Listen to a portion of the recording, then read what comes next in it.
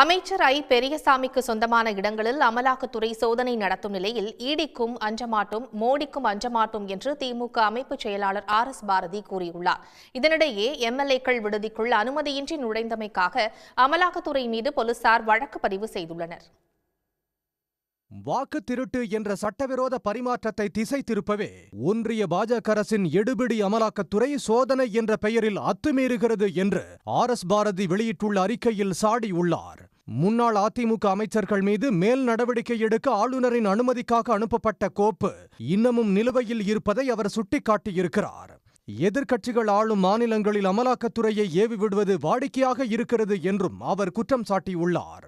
பல ஆண்டுகளுக்கு முன்பு பதியப்பட்ட வழக்குகளில் அதுகாலம் வரையில் தலையிடாத அமலாக்கத்துறை திமுக ஆட்சிக்கு வந்த பிறகு தீவிரம் காட்டுவது அப்பட்டமான அரசியல் பழிவாங்கல் நடவடிக்கை என்பது அரசியல் அறியாத 8ஆம் வகுப்பு மாணவனுக்கு கூட தெரியும் என்று அவர் குறிப்பிட்டுள்ளார்.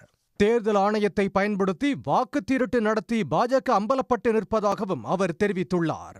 இதற்கிடையே சென்னையில் எம்எல்ஏக்கள் விடுதி வளாகத்தில் அத்துமீறி நுழைந்ததாக அமலாக்கத்துறையினர் மீது திருவல்லிக்கேணி போலீஸ் வழக்கு பதிவு செய்துள்ளது.